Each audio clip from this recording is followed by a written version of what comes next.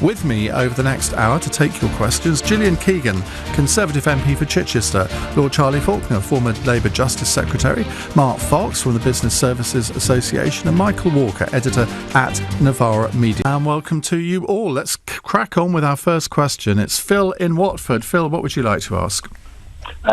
With the Tory leadership election coming up, one of the two will become the next Prime Minister.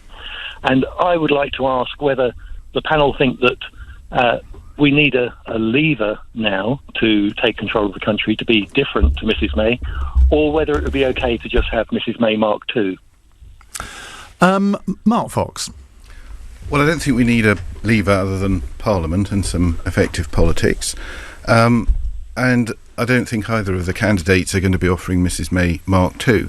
What we do need to see from these two is a persuasive and compelling plan on how they're going to address the issue of Brexit and then address the really pressing issues around the domestic agenda. And so far, I don't think we have seen that from either of them. But the accusation from the Johnson camp about Jeremy Hunt is that he is Theresa May Mark II. He voted Remain, although he has pivoted to Leave since then. They're saying, well, you've got to have somebody who, in their gut, believes in Brexit. So I think we need to see less personal attacks. Boris would tell you fewer ad hominem attacks. And we need to see more substance and we need to see more policy.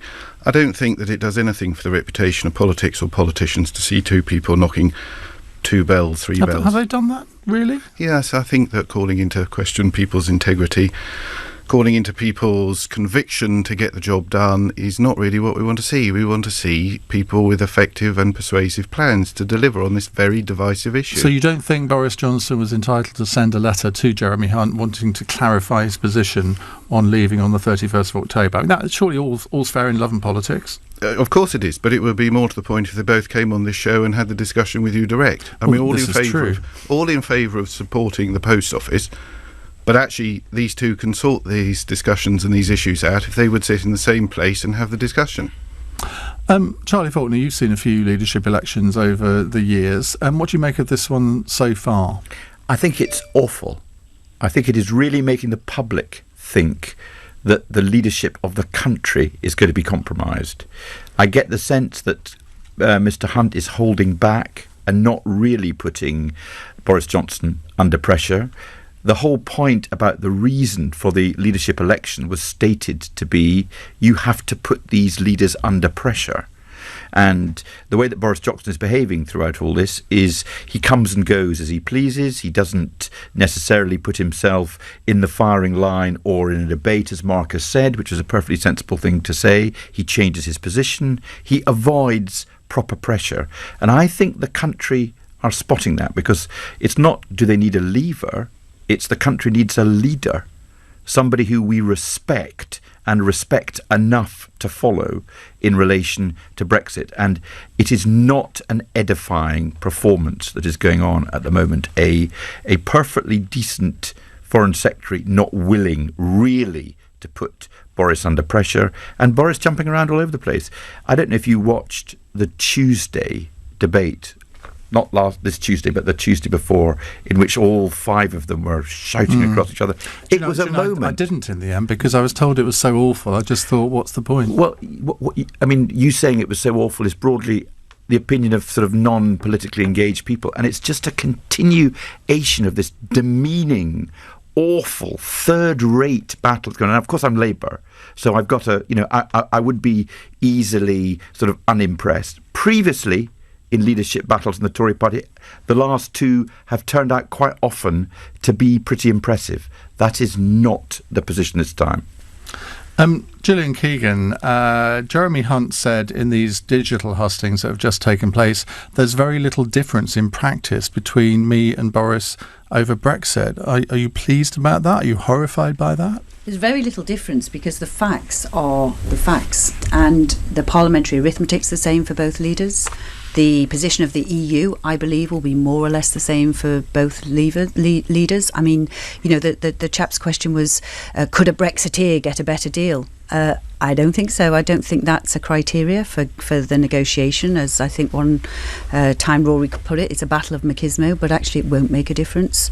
Really, I don't know. I don't believe it will. They've got the same things they're dealing with, the same time pressure, the same set of expectations that have been overpromised and underdelivered thus far, and not willing, in my view, to have maybe a more forthright conversation with the public to say actually what no deal is. No deal's a slogan. You can't leave or implement a slogan. You have to actually have a plan. And you could put a plan together. Do you think either of them have a plan? No, because here's what you need to do. You need to decide what your tariff structure is. You need to consider what that does to each industrial sector. You need to have a mitigating plan for that. You need to figure out what you're going to do on national security, and you need to figure out what you're going to do on the Irish border. That's just for the first sort of hour, and then you've got all the other stuff underneath that. There's probably about 300 bilaterals required. Do you not think that they've given any thought to this? And they must have done, surely. Because, well, why aren't we seeing it? Well, in a month's time, one of them is going to have to go to the EU and say, right, these are my ideas. I mean, I tried to explore this a bit on Saturday and say, well, look, is there a document? Have you put together a document that you know? I don't expect you to tell me necessarily what all of the things that are in it, but is there a document ready to go? And they didn't see, and neither of them seemed to think. Well, there is a document. They didn't reveal that they had it. There's a document that the government put together already. So there's a tariff structure that's been put together. There's obviously a lot of no-deal planning, but the no-deal planning that they're talking about is the no-deal planning for government departments and those that are run by government. So borders, for example, border systems, etc. But actually, this is the impact on other businesses. If we have a tariff structure which is either the one that the external tariff, Europe tariff structure today, or the one that was put in the suggestion by the government just before the 29th of March, which is kind of slightly better than that. But these have big impacts. They put immediate large tariffs onto certain sectors of our agricultural industry, certainly some of the beef and lamb farming for sure, probably wheat as well, and definitely car manufacturing and other sectors in manufacturing in general. And what about Boris Johnson's argument about GATT24, which he's slightly pivoted on over the last couple of days and admitted that it is only something that you can do if the European Union agrees to it? Is there anything in that? Anything that you try to say is manageable or you're managing in any way. So GATT24 basically says we're going to agree to have a sort of a holding pattern while we negotiate a free trade agreement.